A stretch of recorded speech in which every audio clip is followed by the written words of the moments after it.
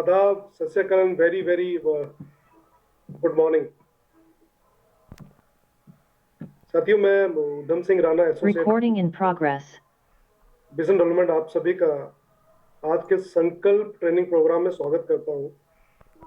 और आज का जो ये संकल्प ट्रेनिंग प्रोग्राम है, आपको बताना चाहूंगा कि ये जो सेशन हमने अप्रैल में शुरू किया था, फिर हमने मई में, और ये जून आ गया है।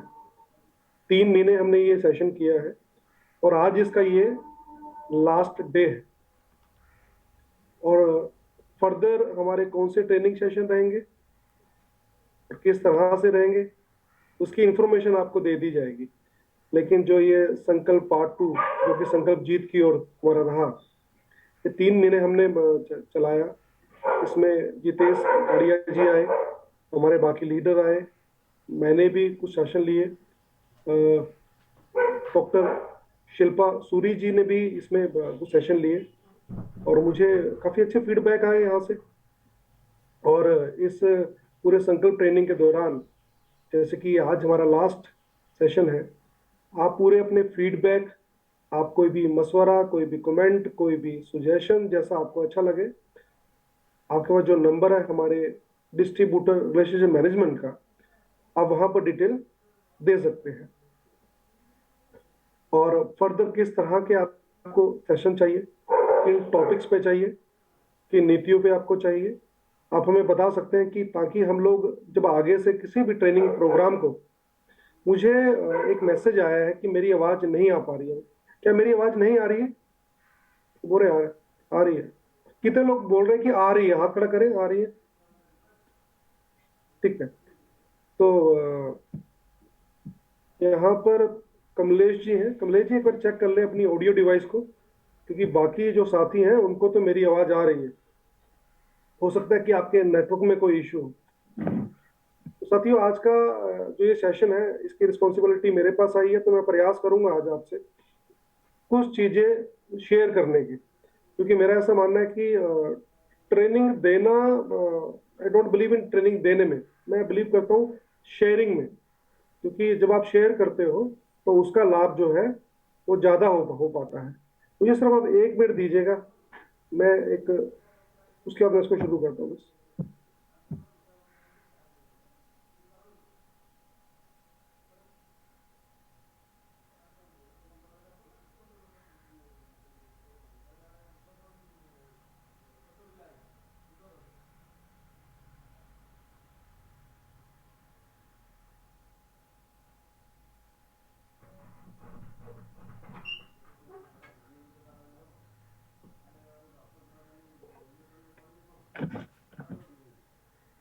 तो साथियों, आज की ये जो सेशन है, इसकी शुरुआत में एक स्टोरी से करूंगा, जो कि आपने सुनी है, बहुत बार सुनी होगी। और ये हमारे जो स्क्रिप्चर्स हैं उनमें इसकी जानकारी मिलती है। मुझे बड़ा शौक है स्क्रिप्चर को पढ़ने का और नई चीजें पढ़ने का। और इसको किसी भी हम रिलीजन से जोड़कर ना देखें जब भी मैं कोई स्टोरी सुनाता हूँ, क्योंकि कई बार मैं जो स्टोरीज है वो स्क्रिप्चर से सुनाता हूँ, तो इसमें कई बार रिलीजन भी आ जाता है। कुछ लोग ऐसा मान सकते हैं, लेकिन मेरा पर्पस कभी भी किसी भी रिलीजन को प्रमोट करना नहीं होता। एक मुनि हुए हैं, कश्यप मुनि, आपने शायद उनका नाम सुना होगा, जो कि ब्रह्मा जी के मानस पुत्र हैं। ऐसा हिंदू जो आप माइथोलॉजी बोलते हैं या हिस्ट्री बोलते हैं, उसके अकॉर्डिंग जो है, एक मैसेज आया कि वेलनेस सेंटर के बारे में बताइए जी। सर, शाम को 4 बजे रोज, Monday to Thursday, 4 to 5 PM session रहेगा अमूल्य वेलनेस सेंटर का। तो आप वहाँ पर अपने साथियों को इनवाइट कर सकते हैं और आप भी आ सकते हैं। तो जो संकल्प ट्रेनिंग प्रोग्राम है, ये थोड़ा विषय कुछ और है, तो इसलिए यहाँ पर वेलनेस सेंटर के बारे में अभी नहीं बता पाऊंगा। शाम को 4 से 5 बजे हम लोग वेलनेस सेंटर की जानकारी देंगे, लेकिन अंत में इस प्रोग्राम की आप और जानकारियां ले सकते हैं। तो ये जो कश्यप मुनि है, ये बहुत ही बुद्धिमान ऋषि रहे हैं और बहुत ही डेडिकेटली बहुत बड़े योगी रहे। जो हिमालय में कश्मीर, आपने नाम सुना है हमारे देश में, कश्मीर किसने नहीं सुना होगा ना, कश्मीर। तो कश्यप मुनि से ही कश्मीर का नाम आता है, ऐसा बताया जाता है। इनकी कई पत्नियां हुई हैं, उसमें उनकी एक पत्नी है दीति। तो ये जो कश्यप मुनि थे और दीति थे, ऐसा हिंदू मैथोलॉजी में बताया जाता है कि जब भी बच्चे को पैदा करना हो तो एक सही समय पर, एक सही काल में, एक सही मनोभाव से करना चाहिए। और आज वैज्ञानिक भी मानता है कि जिसमें बच्चा कंसीव होता है, उस समय हमारे थॉट्स क्या चल रहे होते हैं, उस समय वो बड़े मैटर करते हैं। इसलिए ये जो प्रोसेस बहुत प्योरिटी से निभाया जाता है, लेकिन उनके केस के अंदर वो इतना प्योरिटी से निभा ही नहीं गया। जो दीति थे, दीति किसी कारण से कामवश काफी हो गए, और उनको ऐसे समय के ऊपर बच्चा कंसीव उनको करना पड़ गया जो समय उचित नहीं था। तो उनसे दो पुत्र पैदा हुए, हिरण्याक्ष और हिरण्यकशिपु।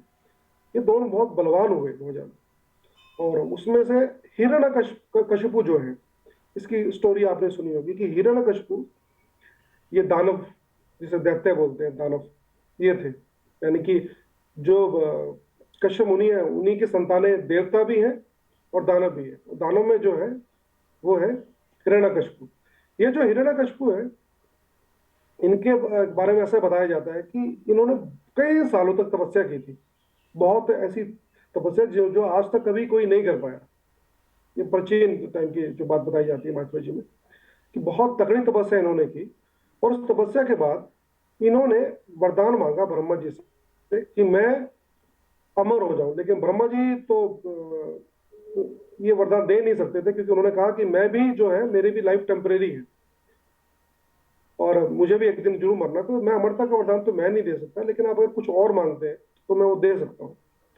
तो फिर उन्होंने, आपने सुना ही होगा, उन्होंने मांगा कि जो मेरी मृत्यु है वो ना किसी अस्त्र से ना शस्त्र से हो, लेकिन अस्त्र से ना कोई फेंकने वाला, इसको बोलते हैं अस्त्र जिसको फेंका जाता है, किसी भी प्रकार के वेपन से ना हो। मुझे ना कोई देवता, ना दानव को, ना मानव कोई। उसने हर प्रजाति को काउंट करा दिया कि किसी कोई प्रजाति मुझे मार ना सके, जो उस समय जो भी प्रजाति रही है। उन्होंने बताया कि ना तो मैं घर के अंदर मरूं, ना बाहर मरूं, ना दिन में ना मरूं, ना रात में मरूं। इवन उन्होंने ये भी कंसिडर कर लिया कि साल में किसी दिन ना मरूं, तो ये साल के डेज थे। ऐसा बहुत कुछ। और उसके बाद उनकी पावर इतनी ज्यादा हो गई कि देवता उनसे डरने लगे। उनका राज इतना था कि वो तीनों लोगों पे राज करते थे। लेकिन पर्सनली देखा जाए तो अच्छे व्यक्ति थे। यानी कि वो जो उनकी प्रजा थी उसका जरूर ध्यान रखते थे वो। उनके जो अनुयायी थे अपनी फैमिली रिस्पॉन्सिबिलिटी अच्छे से निभाते थे। उनकी जो वाइफ थी उनकी टेक केयर करते थे। उनका जो भी एज अ राजा, एज अ एडमिन जो भी था, वो बड़ा स्ट्रॉन्ग था। उनके राज्य में किसी चीज की कमी नहीं थी। वो जो भी उनके अनुयायी थे जो उनको फॉलो करते थे, वो उनका बहुत देखभाल करते थे कि भाई किसी चीज की दिक्कत नहीं आने देते थे। ना तो पैसे की कमी थी, किसी चीज की कोई भी कमी नहीं थी उनके पास। भरपूर धन, भरपूर भोजन, ऐशो आराम की चीजें। और उनके अलावा जो भी उनके संगी थे, जो उनके साथी थे, तो सभी बहुत ज्यादा समृद्ध थे। खाली ऐसा नहीं कि वही थे। तो किसी प्रकार की कोई दिक्कत नहीं थी। और उनके पास इतना था कि दुनिया में उनके अलावा किसी के पास कुछ नहीं था जितना उनके पास था। और गोल्ड बहुत ज्यादा था उनके पास। फिर आप जानते हैं कि उनके एक पुत्र हुए प्रहलाद। और जो प्रहलाद थे, ये विष्णु के भक्त हो गए। इन्होंने जो हिरण्यकशिपु उनको स्कूल में भेजा पढ़ने के लिए और बोला कि आप यहाँ पढ़े। और जो दैत्य, जो दानवों के टीचर्स थे, उन्होंने उनको पढ़ाने की कोशिश की, लेकिन वो पढ़ते नहीं थे जो वो पढ़ाते थे। वो केवल विष्णु भक्ति की बात करते थे। अब इससे वो क्रोधित हो गए। और आप जानते हैं कि उन्होंने उस जो भक्त प्रहलाद हुए उनको फिर मारने की कोशिश की। उनको पहाड़ से घेरा, उनको जलाने की कोशिश की, उनको वेपन से मारने की कोशिश की, उनको जहर भी दिया। और उसके बाद उनकी जो बहन थी होलिका, जिसके पास वरदान था कि उसको कोई अग्नि में जला नहीं पाएगा, तो उसको अग्नि में लेके बैठ गई। लेकिन अग्नि अग्नि अग्नि में वो खुद ही जल गई। और बाद में जो भक्त प्रहलाद हुए, जब उनसे पूछा गया कि ईश्वर कहाँ, तो उन्होंने बोला कि ईश्वर तो कण कण में वास करते हैं, भगवान तो हर जगह ही है, वो शक्ति हर जगह ही है। तो उन्होंने बोला खंबे के अंदर है क्या? तो बोला हाँ, इस खंबे में भी उपलब्ध है। तो उन्होंने जोर से खंबे पे जो है अपना हाथ मारा। इतना पावरफुल उनका हाथ था कि वो पिलर जो उनके उसमें वहां लगा लगा हुआ था उनके महल के अंदर, वो पिलर टूट गया। उस टूटते ही वहां से एक रूप प्रकट आया विष्णु का, जिसको बोलते हैं नरसिंह देव, जो कि ना इंसान थे ना पूरी तरह से मानव थे। और उसके बाद जब उनको मारा गया, तो वो सारी कंडीशन ध्यान में रखी जो उन्होंने वरदान में मांगी थी कि ना तो मुझे घर पे मारा जाए, ना बाहर मारा जाए। तो उनको दहलीज पे मारा गया, उनको ना अस्त्र ना शस्त्र से मारा गया। तो जो नरसिंह देव थे उन्होंने अपने नाखूनों से उनकी छाती को चीर दिया। उसके अलावा ना दिन में मारा गया, ना रात को, इवनिंग में मारा गया। ऐसे जो भी उन्होंने, जो भी कंडीशन है, जितनी भी फिल्म उन्होंने रखी थी वो सारी पूरी की गई। और इवन बोलते हैं कि लीप ईयर होता है एक, कि उस दिन, जैसे 365 दिन होते हैं, लेकिन उस दिन 366 दिन हो जाते हैं, 4 साल बाद या 5 5 साल बाद लीप ईयर आता है। तो उस दिन लीप ईयर हुआ, यानी कि पृथ्वी के और चंद्रमा सूर्य के चक्र इस तरह से रहे कि एक दिन बढ़ गए। तो ये स्टोरी तो आपने सुनी है और बहुत बार सुनी, लेकिन सवाल ये है कि इस स्टोरी से ग्रहण करने को क्या मिलता है, क्या इससे सीख सकते हैं, क्या इससे अनुभव ले सकते हैं। जो मैं स्टोरी से सीखता हूँ वो तीन चीजें। पहली चीज कि अगर यदि हम गलत हैं, अगर हमको गलत कार्य कर रहे हैं, तो हम कितनी भी प्लानिंग कर लें अपने गुनाहों को छुपाने की, अपनी गलतियों को पर्दा डालने की, और गलत रहे और करते रहे और सोचे कि हमने बड़े अच्छे से प्लानिंग कर ली है और जो हमारी प्लानिंग है वो सक्सेसफुल हो जाएगी, ऐसा नहीं। क्योंकि जो बीज हमने बोए हैं वो हमें काटना ही पड़ेगा। हिरण्यकशिपु ने पूरी तैयारी की थी कि वो अपने पाप करता रहे जिस तरीके से, और जो उसका दिल करे वो करे, ऐश और आराम करे। देवताओं को भी तंग करता था, ऋषि मुनि को भी वो तंग करता था। हाँ, अपनी प्रजा के लिए बड़ा अच्छा था वो। और उसके जो भी गलत कार्य थे उसमें उसने पूरी प्लानिंग की हुई थी, और मुझे कोई मार भी ना सके, लेकिन अंतिम में उसे मरना पड़ा। तो हम इस बात को समझ सकते हैं कि यदि हम कोई गलत कार्य कर रहे हैं तो उसकी उम्र बहुत लंबी नहीं। हम पॉलिटिकली बहुत सारे फंडे अपना सकते हैं कि अब मैं अपने गलत कार्य को करने के लिए पॉलिटिकली इस तरह से कार्य करूंगा। क्योंकि आप देखेंगे कि कोई भी चीज इस दुनिया के अंदर स्थायी नहीं है, चीजें बदलती हैं समय के साथ साथ। बहुत ऐसे लोग जो बहुत ऊपर थे वो नीचे आ गए, और बहुत जो रंक थे वो राजा बन गए। तो समय बदलता रहता है। कल मैं अनिल अंबानी के बारे में पढ़ रहा था कि अनिल अंबानी इतना, मतलब कि पावरफुल था, मुकेश अंबानी से भी ज्यादा। उसके जो लिंक्स थे, उसका जो सर्कल था, इतना एग्रेशन था। आज आप भी अनिल अंबानी से अमीर है।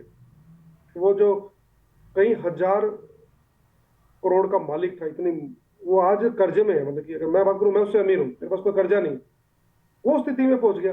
तो कुछ भी पता नहीं समय का कि कब क्या हो जाए इसके साथ। तो अगर हम गलत हैं तो गलत हमारा जो है वो एक दिन हमें लेके डूबे। कहानी से जो सीखी, आपकी अलग समझ हो सकती है। मैंने इस कहानी से सीखा जो कंट्रोलरशिप की भावना है।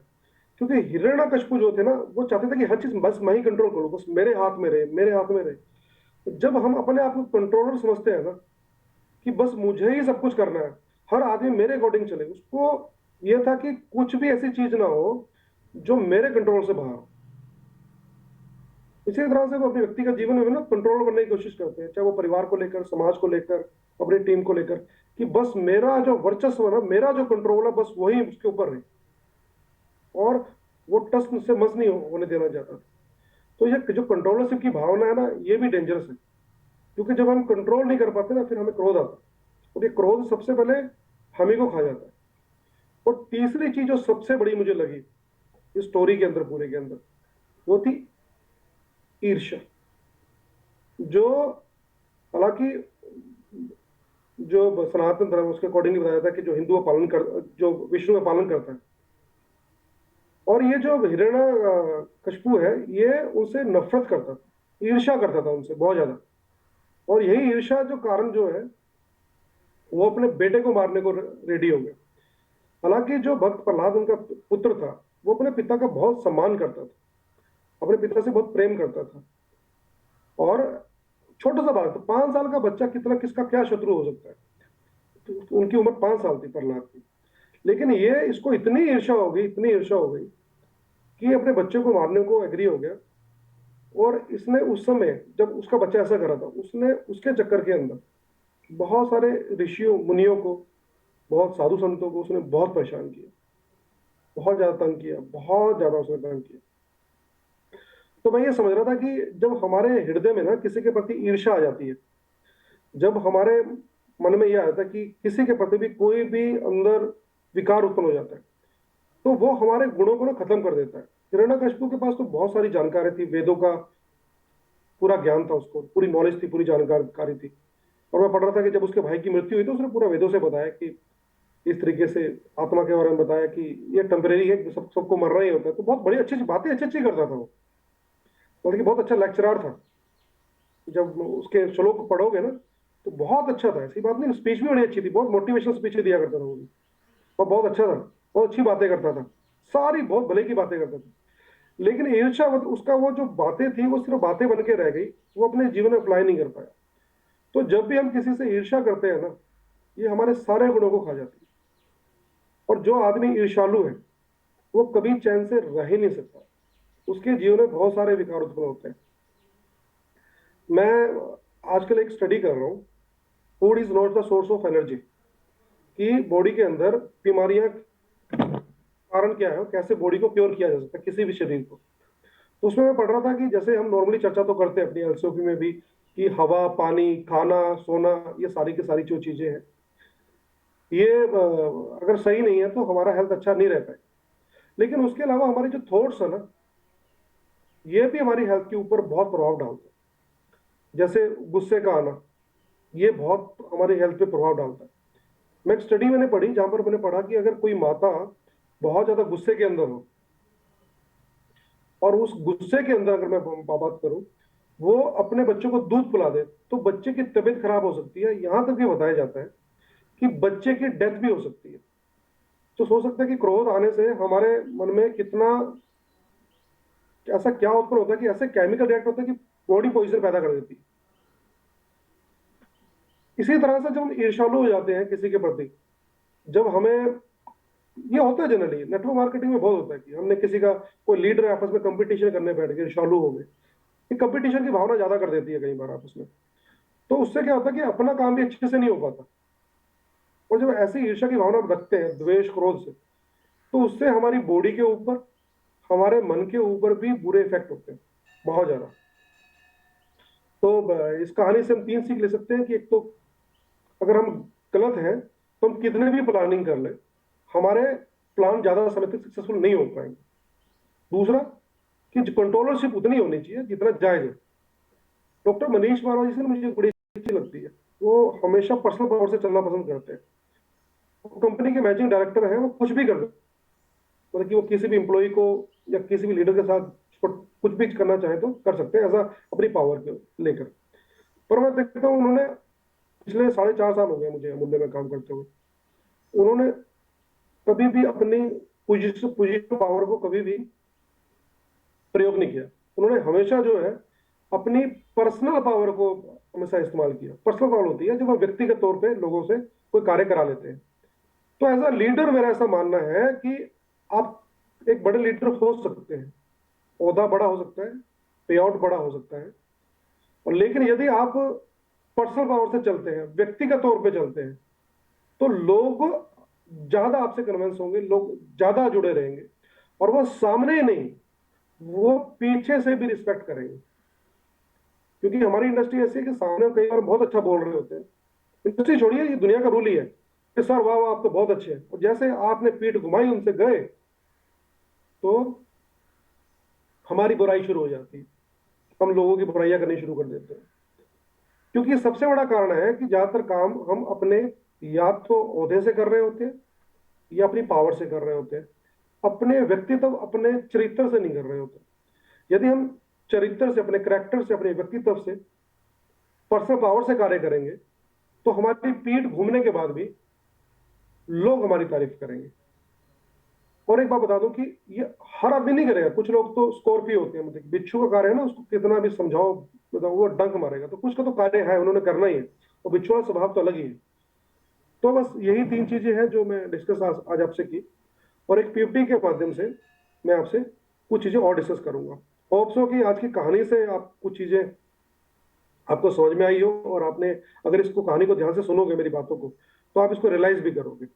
अगर कोई ये जानना चाहता है कि इस ईर्ष्या से कैसे बचा जा सकता है, तो आप मुझसे इस सेशन के अंत में सवाल पूछ सकते हैं अगर आपके मन में इच्छा हो, तो फिर मैं आपको इसका आंसर दूंगा इसका। अब मैं एक पीपीटी शेयर कर रहा हूं आपसे।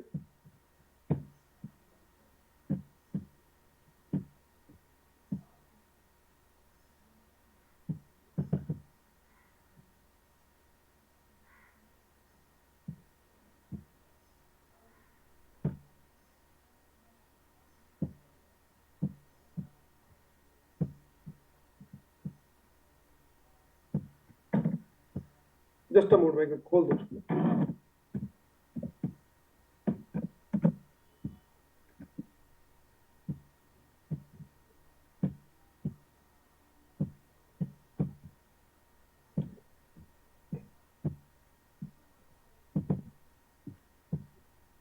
क्या आपको दिखाई दे रही है पीपीटी? एक बार हैंड रेज करेंगे। Thank you so much. PPT move भी कर रही है क्या? चेंज हो रही है पीपीटी? ठीक है, ओके। सो आज मैं डिस्कस करूंगा कि 4 pillar of network marketing. Network marketing के पिलर्स कौन कौन से होते हैं, और नेटवर्क मार्केटिंग में किस किस तरह से कार्य होते हैं, और हम किस कैटेगरी के अंदर हैं, ये भी हम डिस्कस करेंगे। देखिए, 4 टाइप ऑफ नेटवर्क कर इंडस्ट्री के अंदर देखे जाते हैं। इंडस्ट्री के अंदर पहले पोजेसर्स होते हैं, ये 60% लोग हैं। दूसरे मेचर्स होते हैं, ये 30% होते हैं। मैनुअल ड्राइवर 6%, और प्रो होते हैं 4%। इसकी अब चर्चा करते हैं कौन कौन होते हैं। पोजेसर्स की बात करें, ये वो लोग हैं जो स्टेबल्स नहीं है इस इंडस्ट्री के अंदर, यानी कि वो समय समय के ऊपर जो है वो अपना, जिसे बोलते हैं, अपनी साइड बदलते रहते हैं। They are not a stable like a monkey. कभी आज इस पेड़ के ऊपर होते हैं, कल उस पेड़ के ऊपर होते हैं। आज भी क्यों ऐसा है कि बहुत सारी कंपनियां आती हैं जो कि एथिकल नहीं होती, लेकिन वो कार्य कर रही होती हैं और काम काम करती हैं, वो लोग फौरन उनको ज्वाइन कर लेते हैं। हालांकि लोगों का अनुभव भी रहता है ऐसा कि कंपनी आती है, लोगों का बेवकूफ बनाती है, कोई सिस्टम नहीं होते, केवल मोटिवेशन के बेस के ऊपर, कोई मनी सर्कुलेशन है ये। क्योंकि दुनिया के अंदर 60% ऐसे लोग हैं जिनका ब्रेन स्टेबल है ही नहीं, वो टिक ही नहीं सकते कहीं पर भी। तो ये इन्हीं के कारण होता है कि आज इस कंपनी को कर रहे हैं, उस कंपनी को कर रहे हैं। इसका नुकसान क्या है? मान लीजिए कि आप कोई पेड़ उगाना चाहते हैं और वो गुठली से उगेगा, तो आज आपने गुठली एक जगह लगाई है, कल को दूसरी जगह लगाओगे, परसों को तीसरी जगह लगाओगे, तो वो उगने वाली नहीं है। तो अनस्टेबल पीपल कभी भी जीवन में सक्सेसफुल नहीं हो पाते। लाइफ के अंदर किसी भी प्लेटफॉर्म के ऊपर स्टेबिलिटी का होना जरूरी है। तो ये पहला चेक हमारा ये बनता है कि हमको देखना चाहिए कि जो हमारी स्ट्रेटेजीज हमने बनाई है किसी काम को करने के लिए, क्या उनके ऊपर हम स्टेबल हैं? हम जो कार्य कर रहे हैं क्या हम उसके ऊपर स्टेबल हैं? जिस कंपनी को हम कर रहे हैं क्या उसके ऊपर हम स्टेबल हैं? हमारे इन सब चीजों के ऊपर अगर स्टेबिलिटी नहीं है, तो ये बहुत बड़ी दिक्कत हो जाएगी इस इंडस्ट्री के अंदर सक्सेसफुल होने के लिए। इवन हम लोग बात करें इस इंडस्ट्री के छोड़िए, कोई भी ऐसी इंडस्ट्री नहीं है जहां जो स्टेबिलिटी नहीं मांगती। जीवन में स्टेबिलिटी यानी कि टिके रहना, डटे रहना, ये बहुत बड़ी बात है। बहुत से लोग हैं, मैंने देखा कि उनके पास हुनर नहीं है, उतनी जानकारियां नहीं है, लेकिन केवल उनके टिके रहने से जो है वो आज आज कामयाब हो गए। क्योंकि जब आदमी टिका रहता है तो मतलब कि वो एक प्रोसेस के पीछे लगा रहता है और लगातार एक ही जगह कार्य कर रहा होता है। वो कहते हैं ना, करत करत अभ्यास जड़मति होत सुजान। स्टेबिलिटी का मतलब है कि आप एक ही जगह रहकर अभ्यास करते रहे। उसका मतलब ये नहीं है कि बस आईडी लगाया जी, हम तो पिछले 5 साल से 6 साल से मूल्य कर रहे हैं। आप लगातार उसको करने का प्रयास कर रहे हैं या नहीं कर रहे। तो लेकिन 60% लोग ऐसे हैं, ये एक जगह टिक कर लगातार प्रयास नहीं करते। तो ये कारण है बहुत बड़ा सक्सेसफुल ना होने का। दूसरे होते हैं अमेचर्स। इनका क्या कार्य होता है? आपने अपने नेटवर्क में देखा होगा कि कुछ लोग तो कभी ये कंपनी आई तो उधर भाग गए, वो कंपनी आई तो उधर भाग गए। लेकिन अमेचर्स होते हैं, ये हमेशा ख्यालों में रहते हैं। ये हमेशा सोचते हैं कि काश ऐसा होता तो ये हो जाता, काश वैसा होता तो ये हो जाता। तो इनके पास हमेशा बहाने होते हैं। ये सोचते हैं कि अगर कंपनी में फलाना प्रोडक्ट आ जाएगा तो शायद हम अच्छे से काम कर लेंगे। अगर हमारी अपलाइन अच्छी होती तो शायद हम अच्छे से काम कर लेते। अगर सर पीपीटी प्रोवाइड कराना जी, ओके ठीक है जी। हाँ, फिलहाल तो नोट्स बनाए सर, स्क्रीनशॉट ले सकते हैं पीपीटी का। तो मैं आपको बता रहा हूं कि ये लोग हमेशा सोचते रहते हैं कि ऐसा होगा तो वैसा हो जाएगा, ऐसा करेंगे तो वैसा हो जाएगा। ऐसा कभी भी नहीं होता, ये पूरी जिंदगी है। वो कहते हैं ना कि किसी को जमी तो किसी को आसमान नहीं मिलता, इस दुनिया में किसी को मुकम्मल जहान नहीं मिलता। मुकम्मल कुछ मिलने वाला नहीं है। परफेक्शन की वेट करनी ही नहीं चाहिए। ज्यादातर तो जिंदगी में लोग इसलिए कामयाब नहीं हो पाते कि वो हमेशा परफेक्शन की वेट करते हैं कि जब चीजें सही हो जाएंगी तभी करेंगे। आप सही समय का इंतजार तो कर सकते हो कि चलो थोड़ा, वो भी कुछ समय के लिए, परंतु सही चीजें होने का कभी इंतजार नहीं करना चाहिए। क्योंकि सही चीजें ना तो कभी थी, ना कभी है, और ना कभी होंगी। जैसा कुछ है ना उसी के साथ रन करना पड़ेगा। लेकिन ये ख्याली पुलाव बनाकर कोई सोचे कि कंडीशन पहले ये अच्छी हो जाए, मेरी हेल्थ अच्छी हो जाए, मेरा ये अच्छा हो जाए, मेरा वो हो जाए, ये हो जाए, वो हो जाए, जिंदगी में कोई काम कभी ऐसा नहीं हुआ। जिन लोगों ने लाइफ में सक्सेस हासिल की है, उन्होंने अपने टूटे फूटे उन्हीं सब चीजों से लिए। आप किसी भी प्रोजेक्ट को शुरू कर सकते हैं, परफेक्शन की वेट ना करें, समय के साथ साथ परफेक्शन अपने आप आनी शुरू हो जाएगी। ठीक है, थोड़ा प्लानिंग करना चाहिए, मैं ये नहीं बोल रहा कि किसी काम को करने के लिए प्लानिंग नहीं करनी, थोड़ा प्लानिंग करना, लेकिन आप सोचो कि मैं पूरा सेटिंग कर लूं पहले, कंपनी का ये भी ठीक हो जाए, मेरे बगल में एबीएच भी खुल जाए, मॉल भी खुल जाए, ये भी हो जाए, वो भी हो जाए, तब हो जाएगा, तो नॉट पॉसिबल। तो इसलिए जो जितनी चीजें उनके साथ रन कर सकते हैं। तो जो अमेचर्स होते हैं, ये लगभग 30% लोग हैं, ये इसलिए कामयाब नहीं हो पाते, ये वेट करते हैं चीजों को होने का, घटने का। तो जो घटने का वेट करता है, यानी कि कुछ घट जाए, समथिंग शुड बी हैपन, वो सब चीजें नहीं हो सकती, किसी के साथ कभी नहीं हुई है। कुछ लकी लोग होते हैं जिनको सब चीजें बड़े अच्छे से मिल जाती है, लेकिन आगे कहीं ना कहीं जाके कोई ना कोई दिक्कत तो आती है। तो काम तो दिक्कतों के साथ ही होता है, इसमें कोई दो राय नहीं है। उसकी बात करें कि मैनुअल ड्राइवर्स, ये वो लोग होते हैं जो धक्का सही चलते हैं, ये काम तो करते हैं, लेकिन इनके पास क्या होता है कि कोई लीडर आ गया, कोई मोटिवेशन स्पीच हो गई, कभी कोई लीडर ने आकर हेल्प कर दिया तो काम कर लिया, नहीं तो नहीं करते।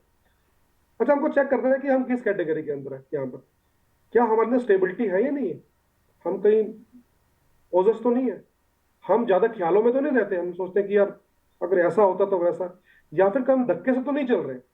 तो ये देखना बहुत ज्यादा जरूरी है कि किस कैटेगरी में है। ये जो लोग ना धक्के वाले, ये भी काफी समय से कंपनी में टिके रहते हैं, ये भी अपने आप को सोचते हैं स्टेबल है जी, पिछले 5 साल से काम कर रहे हैं, 6 साल से काम कर रहे हैं, लेकिन चलते धक्के सही है। कोई स्कीम आ गई, प्रोमो आ गया तो बिजनेस कर लिया, कोई स्कीम नहीं आई, प्रोमो नहीं आया तो व्यापार नहीं हुआ, लीडर मीटिंग करने आ गए तो काम हो गया, नहीं तो नहीं किया, किसने फोन कर लिया तो उस दिन काम हो गया, जिस दिन फोन नहीं किया उस दिन काम नहीं किया, घर वाले ने उस दिन निकाल दिया घर से कि क्या साथ दिन घर पे बैठे रहते हो, उस दिन तो जाके काम कर लिया, नहीं तो घर पे बैठे हुए हैं।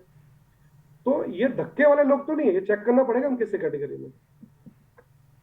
और सबसे ऊपर होते हैं प्रोफेशनल, ये लोग हैं जो इस इंडस्ट्री के अंदर कामयाब होते हैं।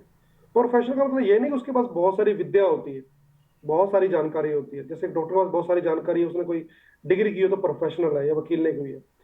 नेटवर्क मार्केटिंग के अंदर अच्छी बात यह है कि आपको प्रोफेशनल बनने के लिए ना बहुत ज्यादा डिग्रियों की आवश्यकता नहीं है, बहुत ज्यादा ज्ञान की आवश्यकता नहीं है, बस आप ये ठान लें कि ये व्यापार मेरा है, तो ये मुझसे शुरू होता है, इसकी सारी रिस्पॉन्सिबिलिटी मेरे ऊपर है। यानी कि जिम्मेवारी अब लीडर की नहीं है आपकी, जिम्मेवारी फिर कंपनी की नहीं है, जिम्मेवारी है मेरी, क्योंकि ये टीम मेरी है, ये व्यापार मेरा है, मुझे इसे खड़ा करना और किसी भी परिस्थिति के अंदर खड़ा करना। तब कोई व्यक्ति प्रोफेशनल तरीके से कार्य कर सकता है, और उसे अपने आप को अपग्रेड करता रहना पड़ेगा टीम के साथ।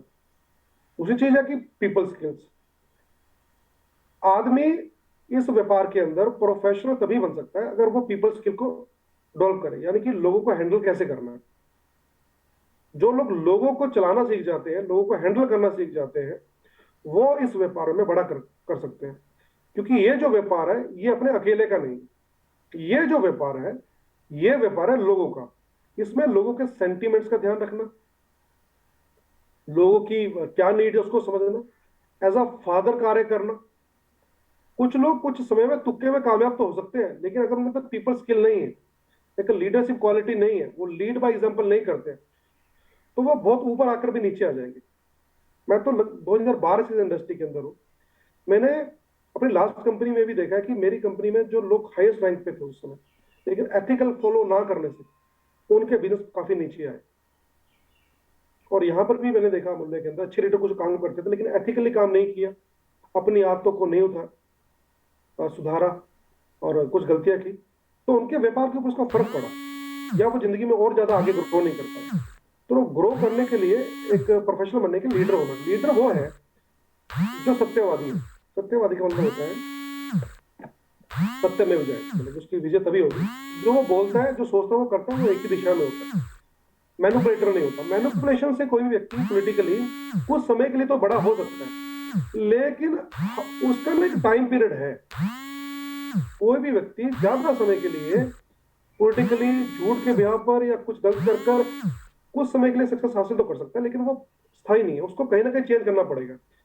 अगर मान लो किस तरह वो वहां तक पहुंच गया, तो समझना चाहिए कि चलो ठीक है अब आ गया, लेकिन मुझे अब आपको अगर सुधार लूं तो इसको स्टेबल बना पाऊंगा। क्योंकि सफलता जो है ना वो बर्फ की सिल्ली के समान है। जैसे उसका टेम्परेचर आपको मेंटेन करके रखना पड़ेगा, वो क्वालिटीज मेंटेन करके रखनी पड़ेगी। जैसे वो क्वालिटीज मेंटेन नहीं होंगी तो व्यापार नीचे आएगा, आपकी इज्जत नीचे आएगी। ये सब चीजें लाइफ के अंदर ना, देखो अगर पैसा चला जाए ना तो कोई बड़ा लॉस नहीं है, क्योंकि पैसे को दोबारा कमाया जा सकता है। अगर हेल्थ चली जाए तो समझो एक लॉस है बड़ा, क्योंकि लेकिन फिर भी हम कुछ ना कुछ करके हेल्थ को जो दोबारा कमा सकते हैं। लेकिन अगर हमारा करेक्टर चला जाए ना, हमारी इज्जत एक बार चले जाए, हमारी जो रेपुटेशन वो चले जाए, तो बहुत बड़ा लॉस है, बहुत बड़ा लॉस है। लोग यकीन नहीं करते। अगर हम टेम्परेरी कोई उपलब्धि हासिल भी कर लें, कोई टूर हासिल कर लें, किसी का अननेसेसरी बिलिंग कर कर, ऐसा होता है नेटवर्क मार्केटिंग के अंदर। हम लोगों के गलत बिल काट देते हैं, किसी की स्नैचिंग कर लेते हैं टीम को लेकर कुछ हद तक। पर ये सब चीजें ना बाद में बहुत बुरा रिजल्ट देती है, ये अच्छी नहीं है, ये बाद में तंग करेंगे करेंगे। तो हमें याद रखना चाहिए as a leader, lead by example. हमें एग्जाम्पल क्रिएट करना चाहिए। अगर हम एक अच्छे लीडर हैं तो लोग हमारे पीछे से भी हमारी तारीफ करें। तो ये 4 तरह की कैटेगरीज हैं। इसकी डिटेल्स तो बहुत ज्यादा, लेकिन मैंने मेन मेन पॉइंट डिस्कस की तो ये है। अब अगर आप इसमें बने रहना चाहते हैं नेटवर्क मार्केटिंग के अंदर, तो 4 पिलर्स हैं इसमें। ये अगर स्टेबल है तो आप इस इंडस्ट्री के अंदर जो है टिके रहेंगे, सक्सेसफुल बने रहेंगे। तो पहला है पॉजिटिव एटीट्यूड। ये बहुत जरूरी है। कोई भी व्यक्ति छोटी सोच के साथ कभी बड़ा नहीं कर पाया जीवन के अंदर। छोटी सोच और पैर में आई मोच ये आदमी को आगे बढ़ने से रोकती है। अब आपने एक बार समझने का प्रयास करें कि नेगेटिव चीजें तो आएंगी ही आएंगी, बहुत स्वाभाविक है। कोई ऐसा व्यक्ति नहीं जो नेगेटिव नहीं सोचता। हमारे मन में भी नेगेटिव आता है। इंसान गलतियों का पुतला है, और गलतियां तो वो करेगा करेगा, कुछ भी कर ले। इसमें कोई दो राय नहीं है कि वो गलती नहीं करेगा, कि हमारे मन में थॉट्स नहीं आएंगे, नेगेटिव आएंगे। और हमसे गलतियां भी आती है, लेकिन सही व्यक्ति है वो है जो अपनी गलतियों से सीखता है। लेकिन जो व्यक्ति नहीं सीखता तो फिर उसका पतन निश्चित है कि होएगा होएगा। अगर हम लोग बात करें, जो नाव है जब वो पानी में चलती है तो वो पानी जो है वो पानी ही हेल्प करता है नाव को चलने के लिए। अगर किसी नदी में पानी नहीं होगा तो नाव चल ही नहीं पाएगी। लेकिन अगर उस नाव के अंदर एक छेद हो जाए तो वो जो नाव है वो नाव डूब जाएगी। नेगेटिविटी हमें हेल्प भी करती है, नो डाउट, लेकिन उसको आप कैसे, लोग नेगेटिव बोल रहे हैं, सुनिए, बिल्कुल सुनिए। वो आपको ऊर्जा देंगे। जब लोग आपको क्रिटिसाइज करें, जब आपको नेगेटिव बोले, तो उससे ऊर्जा लेनी चाहिए कि मैंने प्रूव करना है इनको कि मैं जो कर रहा हूं वो सही है। क्योंकि सक्सेस में ना कुछ पड़ाव आते हैं। इसमें सबसे पहला जो पड़ाव होता है वो होता है नेगेटिविटी। जब भी हम किसी कार्य को करते हैं तो सबसे पहले ना हमें नेगेटिव ही सुनने को मिलेगा। हम कहीं जाएंगे तो लोग नेगेटिव ही बोलेंगे, लोगों का स्वभाव है। क्योंकि नेगेटिविटी बाय डिफॉल्ट उगती है। इसके लिए आपको कोई खरपतवार डालने की, जैसे होता है ना खरपतवार, उसको उगाने के लिए आपको कोई अलग से प्रयास करना नहीं होता। जो लोग खेती बाड़ी को जानते हैं वो जानते हैं कि जब भी फसलें होती हैं तो फसलों के लिए तो यूरिया, डीएपी, पेस्टिसाइड, पानी सब लगाना पड़ता है। लेकिन वो जो खरपतवार है अपने आप उग जाते हैं, उसके लिए कोई प्लानिंग नहीं करनी पड़ती। तो नेगेटिव थॉट अपने आप उगते हैं। लेकिन इसको हमें ध्यान रखना पड़ेगा कि इस पर ज्यादा चिंतन नहीं करना। अगर वो थॉट जो अगर अंदर चला गया, जैसे अगर उसमें सुराख सुराख हो गया नदी में जो नाव चल रही है, तो वो नाव डूब जाएगी। नेगेटिविटी अगर आए तो उसको अंदर नहीं आने देना। कोई थॉट्स आपके मन में घर नहीं करना चाहिए, चाहे वो किसी व्यक्ति के प्रति है, किसी सिस्टम के प्रति है, कोई भी, या किसी भी चीज को शंका को लेकर है। ठीक है, आ सकती है शंका, कुछ ना कुछ हो सकता है, लेकिन अंदर घर नहीं करना। ज्यादा समय के लिए आपके साथ रहना नहीं चाहिए, वो डुबा देगा। तो ये ध्यान रखना चाहिए। दूसरी बात करें, फेथ। दुनिया के अंदर विश्वास हमको आगे बढ़ाता है। अगर फेथ हमारे अंदर नहीं है तो फिर कहीं ना कहीं हमारे एफर्ट्स कम हो जाते हैं। शंकाओं के साथ, शक के साथ कोई भी रिलेशन बिल्ड नहीं होता जहां पर हम शंकाएं रखते हैं। ये हमारी कार्यप्रणाली को बहुत स्लो कर देता है। एग्जाम्पल के तौर पे अगर मैं बताता हूँ कि हस्बैंड वाइफ का जो रिलेशन है ये बहुत गहनतम है और बहुत सेंसिटिव है। अगर किसी भी हस्बैंड को ये शक हो कि 1% भी कि मेरी पत्नी गलत है किसी और के साथ, क्या वो रिलेशन चल पाएगा? कभी भी नहीं चल सकता। जोर लगा लो इस रिलेशन को, और आने वाले जो बच्चे हैं उनकी जिंदगी भी खराब हो जाएगी। अब अगर आप एक प्लेटफॉर्म पे काम कर रहे हैं, मैं बात कर रहा हूँ, अगर मूल्य में आप आज काम कर रहे हैं, तो आपको सिस्टम के ऊपर, इसके मैनेजमेंट के ऊपर आपको फेथ होना चाहिए, प्रोसेस के ऊपर, नेटवर्क मार्केटिंग पे भरोसा होना चाहिए। जब आपने इतना स्टडी किया, अगर इस पे 1% भी डाउट है तो फिर काम करना मुश्किल हो जाएगा। और फेथ खाली इसके ऊपर नहीं है कि आप मैनेजमेंट पे या अपलाइन पे फेथ करें। हाँ, जो अपलाइन मैनेजमेंट को फॉलो करती है, जो कंपनी के सिस्टम को फॉलो करती है, जो वाकई एथिकल सिस्टम से काम करे, उसमें फेथ कर सकते हैं।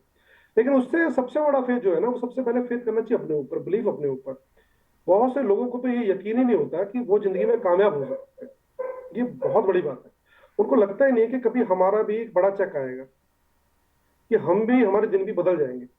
वो कुछ समय के लिए एक मोटिवेशनल मीटिंग में तो इस बात पे यकीन कर लेता है, लेकिन इन जनरली वो नहीं करता इस बात पे यकीन। तो सबसे पहला फेथ जो है वो अपने ऊपर करना जरूरी है। अब जैसे अगर फेथ अपने ऊपर नहीं है तो लोगों को कैसे कन्विंस करेंगे?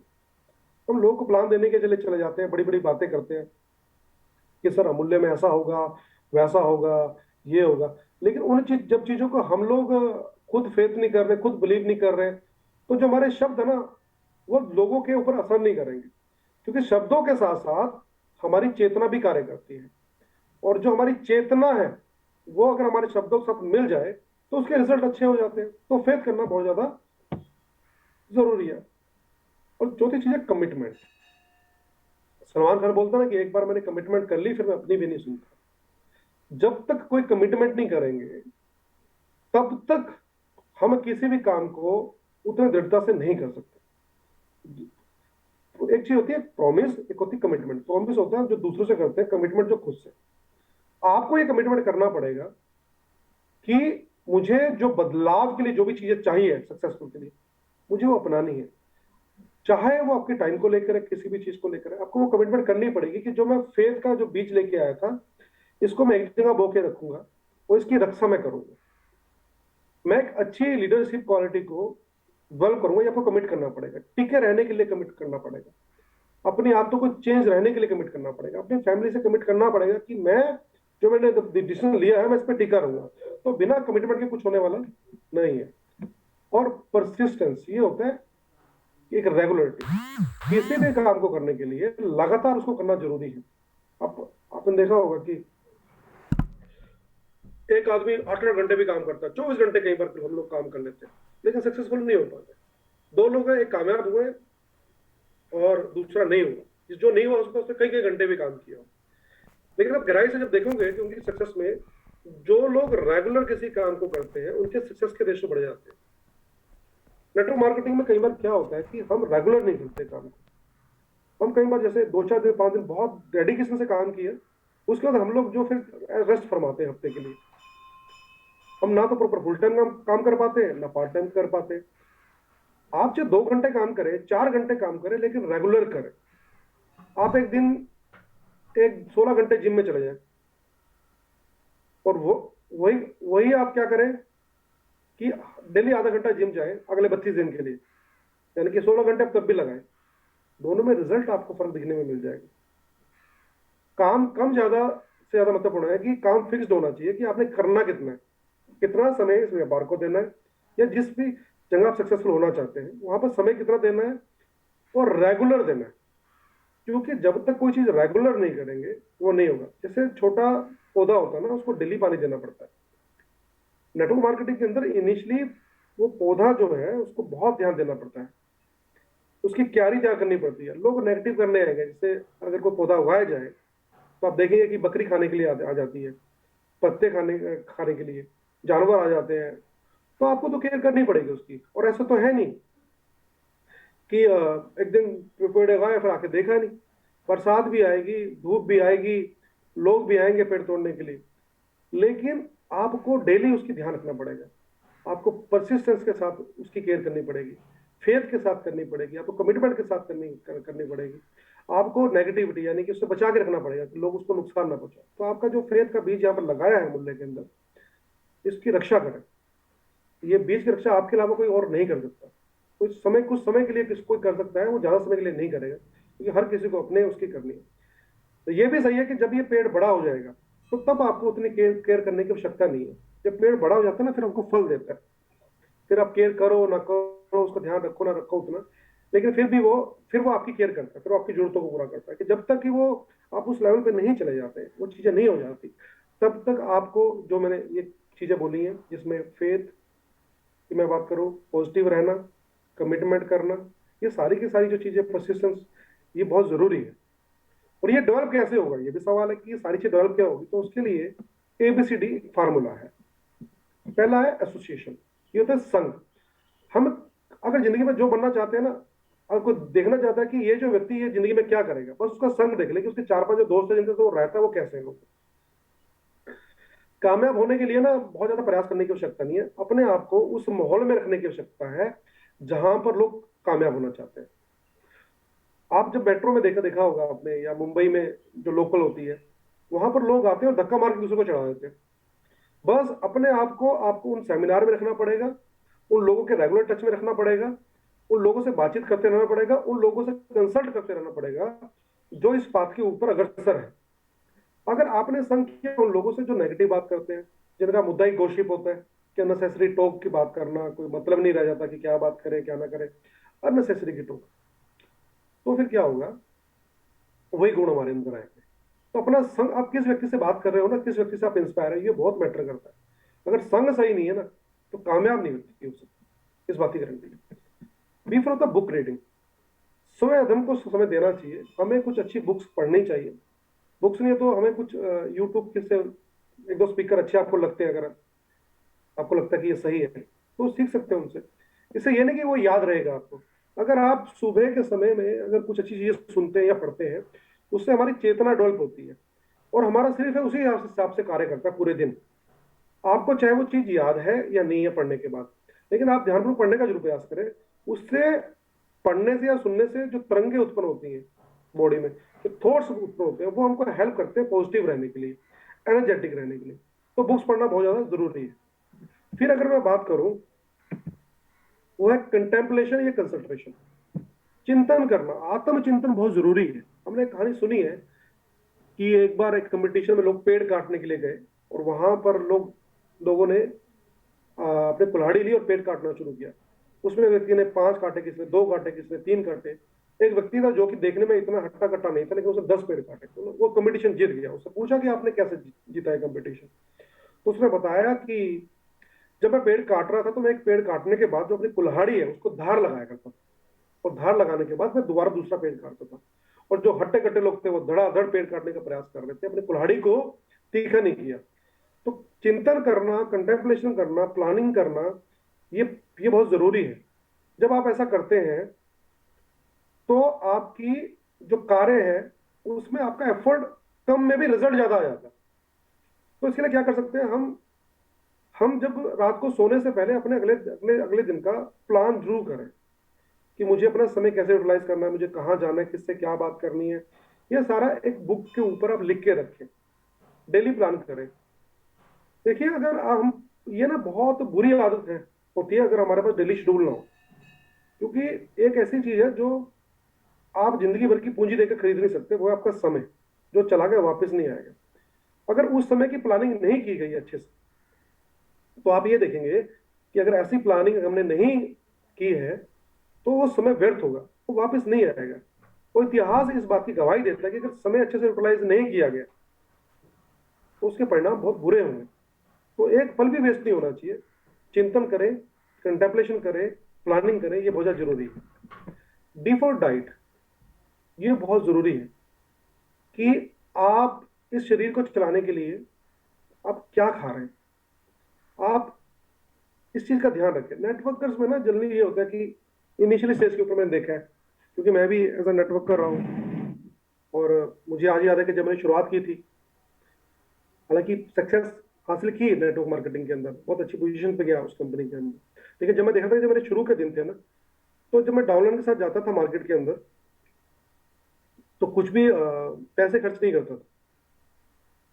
वो इसलिए नहीं करता था क्योंकि मेरे पास होते नहीं थे, और मैं खाना भी नहीं खाता था कई बार, क्योंकि अगर मैं वहां पर खाना खाऊंगा तो मुझे 4-5 लोगों को और खिलाना पड़ेगा, उसके लिए मैं फिर भूखा ही रह जाता था।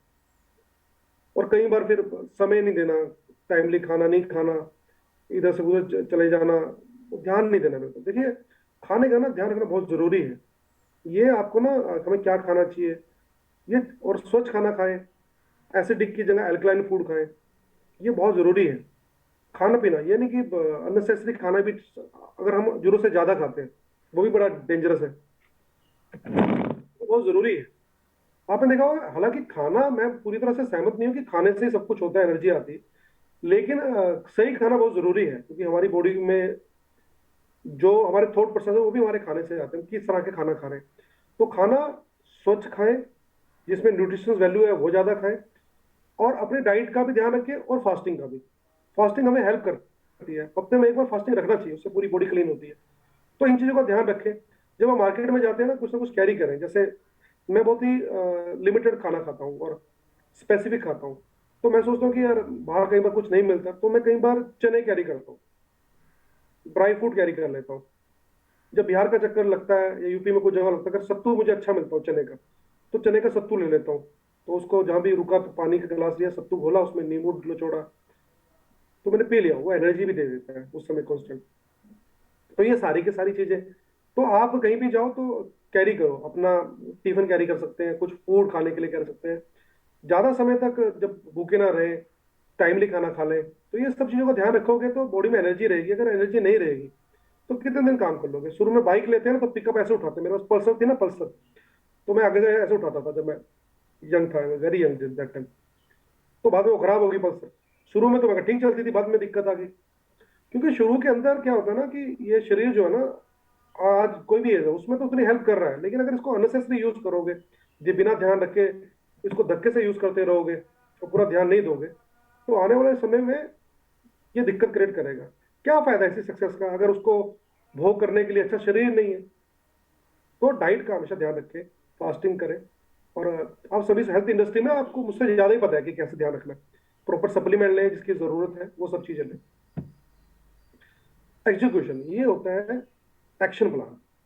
अब आपका फेथ भी है, कमिटमेंट भी है, तो थोड़ी पॉजिटिव कर लिए, लेकिन दुनिया में अधिकतर जो लोग हैं वो इसलिए कामयाब नहीं हो पाते कि उनके अंदर सबसे बड़ी दिक्कत ये है कि वो एग्जीक्यूट नहीं करते चीजों को। बहुत सारा ज्ञान होता है, बहुत सारी चीज होती है, लेकिन एक्शन प्लान नहीं बनाते। वेट मत कीजिए, अब जो कुछ है जैसा भी है, कूद जाइए बस कि मुझे अब करना है बस। बहुत होगी, बहुत सारी चीजें होगी कि करेंगे तब करेंगे, ऐसा करेंगे वैसा करेंगे, ये चीजें कभी नहीं होने वाली। बस आप कूद जाइए, और स्ट्रांगली, कभी ढीले मत कूदे। जब करना ही है पता है, तो क्यों ना स्ट्रांगली करे, एज अ प्लेयर करे। कभी कोई प्लेयर को आपने देखा है कि कोई प्लेयर जो है वो मैदान में आया खेलने के लिए, वो बोलता है चल यार हम टुक टुक खेल लेंगे, आराम से 1 बाय 1 खेल लेंगे, टीम जीत ही नहीं पाएगी। एग्जीक्यूशन होना चाहिए स्ट्रांगली। जैसे कोई प्लेयर कूदता है फील्ड के अंदर, जब आप फील्ड में कूद गए ना, फिर तो आप प्लेयर है, फिर ढील ना पड़ते अपने साथ किसी भी लेवल के ऊपर। क्योंकि वो जो प्लेयर जो है ना, अगर ढीला खेल रहा है ना, तो कभी टीम या वो प्लेयर खुद ही जीत ही नहीं सकता। और नेटवर्क मार्केटिंग ना एक ऐसी फील्ड है जहां एज अ प्लेयर ही खेलना पड़ेगा। अगर एज अ पार्टिसिपेंट खेल रहे हो ना, फिर एज अ पार्टिसिपेंट तो तालियां बजाते रह जाओगे दूसरों के लिए, लेकिन कभी भी जीत हासिल नहीं करेंगे।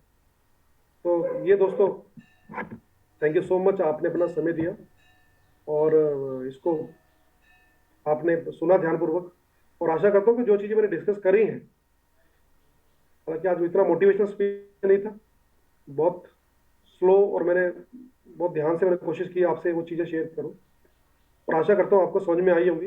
अगर किसी का कोई भी कमेंट, कोई सुजेशन, कोई सवाल, कोई जवाब, कुछ भी कोई बात करना चाहे तो हैंड रेज करके वो पूछ सकते हैं, बात कर सकते हैं। अमीर अंसारी सर कुछ कहना चाहते हैं। जी Amir Ansari ji. Good morning sir. तो वेरी गुड मॉर्निंग जी। सर बहुत अच्छा सेशन लगा सर आपका, और लगा कि आज आपने बिल्कुल दिल से मतलब हम लोगों को समझाने की कोशिश किया सर। तो उसमें हमें पहला चीज समझ में आया सर कि हमें ईर्ष्या नहीं करना चाहिए। आज हम लोगों की कमी क्या है कि हम लोग ईर्ष्या बहुत ज्यादा करते हैं, जलन के भाव अपने अंदर बहुत ज्यादा लगते हैं। और दूसरी चीज सर ये कि लोगों का बिजनेस है, लोगों में अगर हमारा कैरेक्टर अच्छा है, लोगों में हमारा व्यवहार अच्छा है, तो लोग मेरे साथ रहेंगे तो मेरा व्यवसाय बढ़ जाएगा। तीसरी चीज सर आपने बताया कि आदमी को मतलब टिके रहना चाहिए। टिके रहने का मतलब यह है सर कि अगर 100 फीट पर अगर पानी निकालना है, हम लगातार ठीक अगर 100 फीट का गड्ढा खनेंगे तभी पानी निकलेगा। अगर 25-25 से 4 गड्ढा खनेंगे तो पानी कभी नहीं निकल सकता है। जी चौथा चीज सर आपने बोला था कि लगातार काम करना चाहिए, लगातार मेहनत करना चाहिए। जैसे नल की टोटी होती है सर ना, तो पानी की जब बूंदे उसकी गिरती है तो टुप टुप टुप टुप गिरती है। तो ऐसा नहीं है सर कि लास्ट में जब वहां गड्ढा होता है तो आखिरी आखिरी बूंद की ही पानी से गड्ढा होता है या पहली बूंद की पानी से, वो लगातार मेहनत करने की ही वजह से गड्ढा होता है। इसलिए हम लोगों को लगातार मेहनत करना चाहिए। लगातार मेहनत करेंगे तो एक न एक दिन हमें कामयाबी मिलेगी और हम कामयाब होंगे सर। थैंक यू सर, आज ने आपने बिल्कुल दिल से बात कहा, आज मुझे बहुत समझ में आया आपकी बातें सर मुझे। और अपने अंदर भी मेरे अंदर बहुत कमी थी, मैं इंशाल्लाह उसको अपने अंदर कमी को सुधार करने की भी कोशिश करूंगा sir. Thank you sir. Thank you so much. आपको अगर अच्छा लगा तो any comment any suggestion. Bhanu Sahu ji कुछ कहना चाहते हैं? जी भानु जी। जी नमस्कार। जी सर नमस्कार जी। सर मैं चाह रहा था कि वो माँ बच्चे वाला जो आपने बताया था दूध वाला, उसको फिर से डिफाइन करें थोड़ी सा। हम्म। आर के मिश्रा जी बोल रहे हैं प्रोग्राम सबके लिए होना चाहिए। अच्छा, जी नहीं एक्चुअली मैसेज आया था। अच्छा सर, ये एक्चुअली में ना क्या होता है कि हमारी जो हेल्थ का ना, वो खाना पीना ये चीजें इन पे इफेक्ट करती करती है। लेकिन जी। जो हमारे थॉट प्रोसेस होते हैं कि हम कैसा हम्म सोच रहे हैं किसी के बारे में, ईर्ष्या, क्रोध या ये सब चीजें, ये हमारी बॉडी में ना केमिकल रिएक्शंस उत्पन्न करती है। अलग अलग ना केमिकल रिएक्शंस होते हैं हमारी बॉडी के अंदर। जब जी। हम खुश होते हैं तो हमारे अलग रिएक्शंस होते हैं, हमारा खाया पिया भी लगता है, हमारे चेहरे पर रौनक आ जाती है कुछ। जब आदमी दुखी होता है तो उसके शरीर में कुछ लगता भी नहीं है। क्रोध में हम्म क्या होता है कि अगर कोई माँ बहुत ज्यादा क्रोधित है, उसे बहुत गुस्सा आ रहा है, उस समय वो अपने बच्चे को स्तनपान कराती है। तो विज्ञान भी इस बात को मानता है कि उसके दूध के अंदर, जो उसके स्तन से निकल रहा है दूध, उसमें हम्म। केमिकल रिएक्शन हो जाते हैं। तो अगर अच्छा। बच्चे को दूध, वो उस समय बच्चे को दूध पिलाती है, तो वो उसको नुकसान देगा उसको। हम्म। तो ये मैं आपको बता रहा था कि जी। वैसे पर्पस ये था कि इन चीजों से बचना चाहिए एक्चुअल के अंदर ना। एक जीवन ना बाहर है दुनिया के अंदर जो जी रहे हैं, एक जीवन हमारे अंदर ही है। बाहर कामयाब होके अंदर हार के तो वो जीवन व्यर्थ है। हम्म। एक सक्सेस हमारे अंदर है, एक दुनिया हमारे अंदर है। अपने जी। अंदर ना बाहर से बड़ी दुनिया है, वहां पर कुछ ना कुछ करना चाहिए। ज्यादातर लोग ना बाहर कामयाब हो जाते हैं, वहां कुछ कर लेते हैं, अंदर फेल हो जाते हैं। तो सारी उपलब्धियां जो है ना, क्योंकि बाहर से तो लोग आपको देख रहे हैं, लेकिन अंदर से आप हारे हुए इंसान, अंदर से हम हारे हुए होते हैं, अंदर से हम कई बार बहुत अनसक्सेसफुल होते हैं, बहुत ज्यादा किसी भी कामयाबी को हासिल कर कर। मतलब पॉजिटिव एटीट्यूड होना चाहिए हमेशा। बिल्कुल पॉजिटिव एटीट्यूड डेफिनेटली होना चाहिए, पॉजिटिव एटीट्यूड के लिए प्रयास करना चाहिए। और जो चीजें बताई हैं, फेथ, कमिटमेंट, ये सब चीजें, एसोसिएशन करना, ऐसी चीजों के बारे में पढ़ना, ऐसे लोगों का संग करना, इससे ये चीजें डेवलप होंगी। ये एक दिन में डेवलप नहीं होती कि एक दिन में आपने किया और डेवलप हो गए, जी जी। है ना। लगातार होगा संभव। बिल्कुल बिल्कुल बिल्कुल। थैंक यू जी। अ, मुबारक अली जी कुछ कहना चाहते हैं? हाँ सर, ये पूछ रहे सर, शुरू में आपने बताया कि मतलब थोड़ा सा ईर्ष्या को कैसे दूर करना चाहिए सर। जैसे हमारे मन में किसी के प्रति ईर्ष्या आ जाए तो कुछ वैसा कुछ बताएं सर, मतलब जिससे ईर्ष्या को थोड़ा दूर किया जा सकता हो। मतलब थैंक यू सो मच। ये देखो, ये सवाल अच्छा, थैंक यू आपने पूछा, क्योंकि मैं भी सोच रहा था कि मैंने कहा तो था लेकिन किसी ने पूछा नहीं। ईर्ष्या को सबसे पहले ना स्वीकार करना चाहिए कि ना हमारे अंदर ईर्ष्या तो है। ये हर किसी के अंदर होती है, दुनिया में कोई ऐसा व्यक्ति नहीं जिसके अंदर नहीं है। कोई बाहर से बोल सकता है, लेकिन क्या है कि कई बार पता नहीं लगता है। जैसे क्या होता है कि जब पानी के अंदर गंद होता है ना, तो जब पानी को हम छेड़ते नहीं है तो वो गंद नीचे बैठ जाता है, ऊपर से पानी साफ दिखता होता है। जब हम अपने अंदर गए नहीं ना, हमने आपको चेक किया नहीं, अपने आप को झंझोड़ा नहीं है, तो हमें पता ही नहीं लगेगा। जब आप अंदर जाके अपने आप को झंझोड़ोगे ना, तो आपको दिखेगा कि हमारे अंदर बहुत सारी कमियां हैं। तो पहली बात तो ये स्वीकार करना चिंतन के माध्यम से कि हमारे अंदर ये दिक्कत तो है, हमारे मन में कहीं ना कहीं ईर्ष्या आ जाती है। देखो, ईर्ष्या एक तरीके का नेगेटिव थॉट है। जैसे ये थॉट आए ना, तो इस थॉट का चिंतन नहीं करना चाहिए। नेगेटिव तो आएगा मेरे मन में ना, आ जाएगा, मतलब कि किसी के प्रति भी आ जाएगा, एक बार तो आ जाता है। अब क्या करना है, जब थॉट आ जाए ना, तो उस पर चिंतन नहीं करना है, उसको पनपने नहीं देना है। क्योंकि जिस चीज पे आप पनपते हैं ना, जिस पे चिंतन करते हैं ना, वो बड़ी होनी शुरू हो जाती है। आप जिस पे फोकस करोगे वो चीज बड़ी हो जाएगी। ये संसार का नियम है। आप किसी भी चीज पे फोकस करो, बड़ी हो जाएगी। क्योंकि आपके पास एक लेंस है, आप देखें ना अखबार में जहां लगा रहे हो वही शब्द बड़ा हो जाएगा जहां पर लेंस लगाओगे। आप ईर्ष्या पे लेंस लगा के बैठ गए तो वो बड़ी होनी चली जाएगी। कोशिश करें उसको हटाएं, ये तो पहली चीज है। दूसरी चीज, अगर इससे बचना है, क्योंकि ये जलन पैदा करती है हमारे खुद के अंदर, तो ऐसे लोगों का संग ना करें जिनके अंदर ईर्ष्यालु है। ऐसे लोगों की बात ज्यादा सुने ना। जो आदमी आपके सामने किसी की बुराई कर रहा है ना, वो कल को आपकी बुराई भी करेगा किसी ना किसी के। ये कोई कोई दो राय नहीं है। जो कह रहा है जी ये बंदा ऐसा है, वो बंदा सांप है, वो आपको भी डसेगा, किसी और को भी जाके डसेगा। जो किसी की बुराई कर रहा है ना आपके सामने, ये सोच लो कि वो आपकी डेफिनेटली करेगा, क्योंकि वो उसका स्वभाव है बिच्छू का। क्योंकि वो व्यक्ति आपके भले के लिए नहीं कर रहा है, ऐसे व्यक्ति से दूर रहे। तीसरी चीज जो है, जब आप किसी के प्रति ईर्ष्या करते हैं, तो हमें ना उसकी क्वालिटी नहीं पता। हर आदमी के अंदर कोई ना कोई तो गुण है। क्योंकि जब आप किसी आदमी के साथ रहे हैं ना, तभी ईर्ष्या उत्पन्न हुई है, क्योंकि आपने उसको देखा है, पढ़ा, उसके अंदर कुछ ना कुछ तो गुण होगा। ऐसी बात तो नहीं है कि ईश्वर ने बिना किसी गुण के किसी को भेज दिया हो। ये हमारी कमी है कि हम किसी के गुण देख नहीं पाते। तो हमें प्रयास करना चाहिए उस व्यक्ति के गुणों को देखने का, या फिर उस व्यक्ति के अंदर जो लोग गुण देखते हैं उनसे बात करो कि यार ये आदमी की थोड़ी अच्छाई बताएं। तो जब आप उनके गुणों का चिंतन करोगे तो रहेगा यार इस आदमी के अंदर ये गुण है, ये मुझे ले लेना चाहिए। अगर फिर भी बात ना बने तो हाथ देखो, ये फिर बहादुरी का काम करना चाहिए। जो किसी किसी के मन में, किसी किसी के पास होता है, ये बहुत बहादुरी का काम है जो आपको मैं बता रहा हूँ। ये कार्य क्या है कि आप जाइए और जाकर उस व्यक्ति से हाथ जोड़ के क्षमा मांगिए। ओके यार भाई, पता नहीं क्या है यार, मेरे मन में ना आपके प्रति ईर्ष्या आ जाती है। मैं चाहता नहीं हूँ, हाँ मेरे को मेरा मन भी खराब होता है, पता नहीं यार, आप ही बताइए यार मैं क्या करूँ। बता दो उस व्यक्ति से हाथ जोड़ के। जब आप इस भाव से उस व्यक्ति पे जाओगे ना, वो भगवान से प्रार्थना करनी चाहिए, तो वो व्यक्ति से ईर्ष्या खत्म होने के चांसेस बढ़ जाएंगे। जब मेरे मन में ऐसा आता है तो मैं बोल देता हूँ कि यार मेरे मन में नेगेटिव थॉट आ गया आपके बारे में। ईर्ष्या क्या होती है? नेगेटिव थॉट तो होता है कि ये आ रहा है यार। बातचीत करने से ना, देखो अगर मेरी प्रॉब्लम किसी के साथ है ना, तो उसी से बात करने पे सॉल्व होएगी। एक ही प्रॉब्लम बी से है, डिस्कस मैं सी से कर रहा हूँ, डिस्कस मैं डी से कर रहा हूँ, डिस्कस मैं ई से कर रहा हूँ, वो तो बढ़ाएगा, वो तो और आग में घी डाल देगा। हाँ यार वो बंदा ऐसे ही है। आपकी जिस व्यक्ति से प्रॉब्लम है ना, जिस व्यक्ति से ईर्ष्या आ गई है, अब बीवी की कोई बात अच्छी लग रही तो जाके उसके घर वालों को पता नहीं क्या आवश्यकता है।